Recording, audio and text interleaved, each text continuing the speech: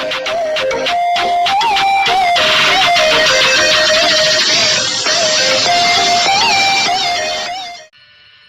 Guys, welcome back to B expert. So आज हम लोग क्लास नाइन्थ के इंग्लिश का थर्ड लेक्चर लेके आई हूँ मैं आपके लिए, द लिटिल गर्ल।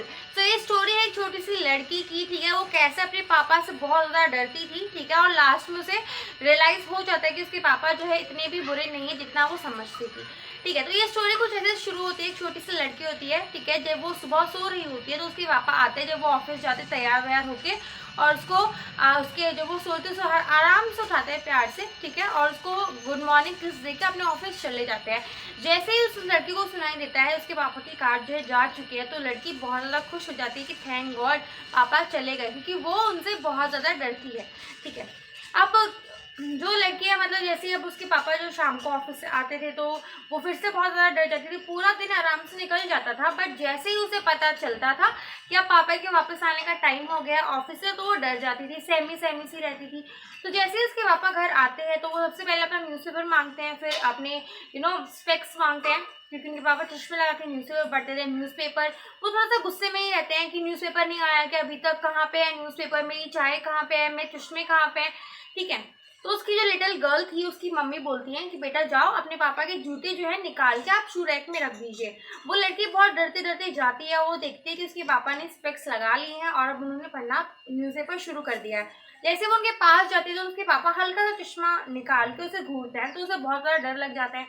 तो ऊपर जैसे जैसे करके वो अपने पापा के शूज़ लेके और रख देती है। उसके बाद उसके पापा उससे प्यार से पूछते हैं बेटा हाउ इज योर डे, ठीक है, बट वो जो है अपने पापा से इतनी ज़्यादा डरती है, वो हमेशा हकला के उनको जवाब देती है, ठीक है।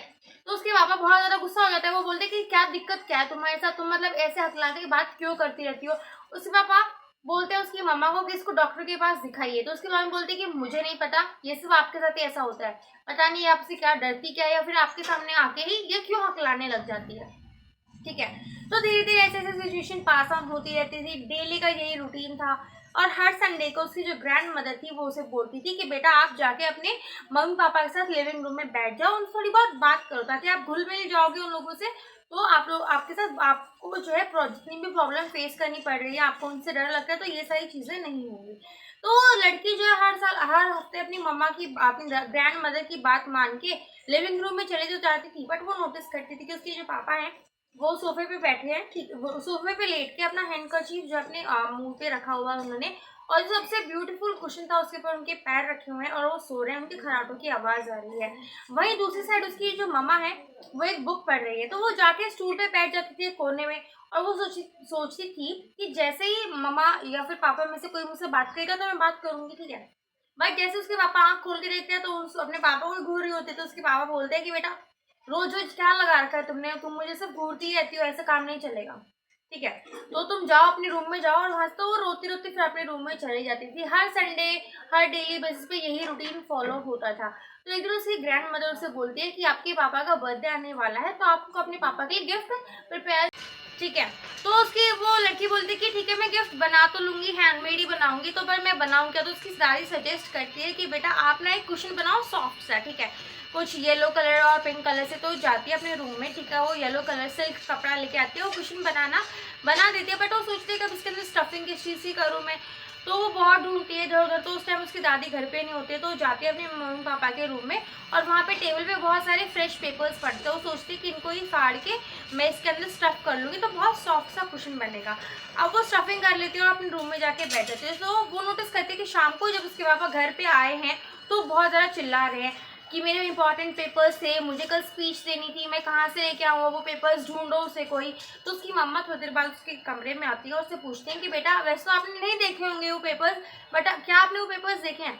तो अपनी मम्मी को बता देती कि हाँ मैंने वो पेपर्स देखे थे और मैंने उनका तकिया बना दिया। अब उसकी मम्मी बहुत गुस्सा होती है, उसका हाथ पकड़ के उसे खींच के ले जाते हैं उसके पापा के सामने, और वो उसके बाद बोलते हैं कि कहाँ है पेपर्स। तो बोलती है कि वो तो मैंने फाड़ दिए, ठीक है। वो पूरी बात बताना चाहती है कि मैंने आपके लिए गिफ्ट प्रिपेयर किया था इसलिए मैंने वो पेपर्स फाड़ दिए, मुझे नहीं पता था, बट क्योंकि वो अपने पापा से बहुत ज़्यादा डरती है तो उसमें हिम्मत नहीं होती कुछ बोलने की। अब वो उसके पापा बहुत ज़्यादा गुस्से में होते हैं, उसे उसकी मम्मी को बोलते हैं कि इसे ले जाओ मेरी नज़रों से दूर। तो उसकी मम्मी उसे छोड़ देते हैं उसके रूम में ले जाके। थोड़ी देर बाद है उसके कमरे का गेट नॉक होता है, उसके पापा आते हैं एक बड़ा सा रूलर लेके, ठीक है, और उसके बाद उसके पापा पूछते हैं उनसे कि तुमने मेरे पेपर्स क्यों फाड़े। तो हकलाते हकलाते उन्हें बताती है कि मैंने आपके पेपर्स जो है वो मेरे को नहीं पता था इम्पोर्टेंट थे, मैंने वो इसलिए फाड़ दिए क्योंकि मेरे को आपके लिए गिफ्ट प्रिपेयर करना था, मैंने आपके लिए सरप्राइज प्रिपेयर किया था। और उसके पापा क्योंकि वो हकला रही होती है प्लस उसके पापा बहुत ज़्यादा गुस्से में होते हैं तो वो उसकी कुछ नहीं सुनते और एक जोर से उसको बोलते हैं अपना हाथ आगे लेके आओ और मैं तुम्हें आज ही सबक सिखाऊंगा ताकि तुम ये गलती दोबारा कभी ना करो। उसका बहुत जोर से उसे मारते हैं, वो बैठ के रोने लग जाती है, बहुत ज़्यादा रोती है वो। ठीक है, उसके बाद रात को जब उसकी दादी आती है उसे शॉल से कवर करके अपनी गोदी में बैठाती है और बोलती है बेटा ऐसे नहीं करते, कोई दिक्कत नहीं है, ठीक है आपने गलती की थी, आपको जो है पनिशमेंट मिल गई इसलिए, बट आप ऐसे रिग्रेट मत करो। तो लड़की अपनी दादी से बोलते कि पता नहीं गॉड ने पापा बनाए क्यों थे, क्या रिक्वायरमेंट क्या थी, बस हमेशा बच्चों को डांटने का ही काम होता है। तो उसकी दादी बोलती नहीं बेटा ऐसा नहीं होता है, आप चुपचाप सो जाओ, आप सुबह तक सब कुछ भूल जाओगे।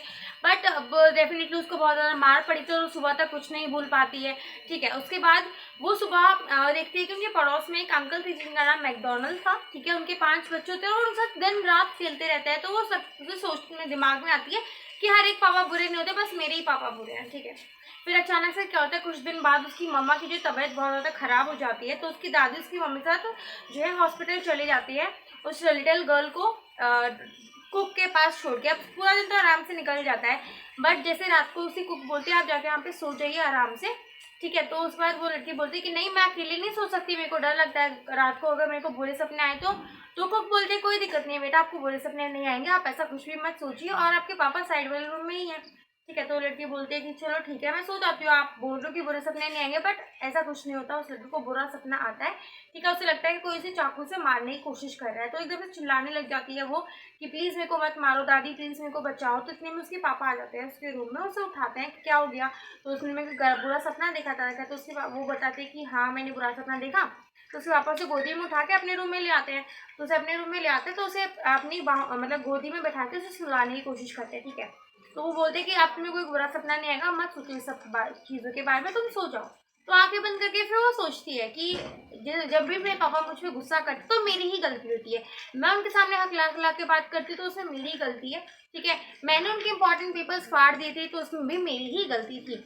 और फिर वो अपने एकदम से उठ जाती तो उसके पापा पूछते कि बेटा क्या हो गया, आपने फिर से बुरा सपना देखा। तो वो बोलती नहीं, मैंने आपकी चेस्ट के ऊपर अपना सर रख रखा था तो मुझे आपकी हार्ट बीट बहुत ज़्यादा लाउड सुनाई दे रही थी और मेरे को रियलाइज़ हो गया कि आपका दिल जो है वो बहुत बड़ा है।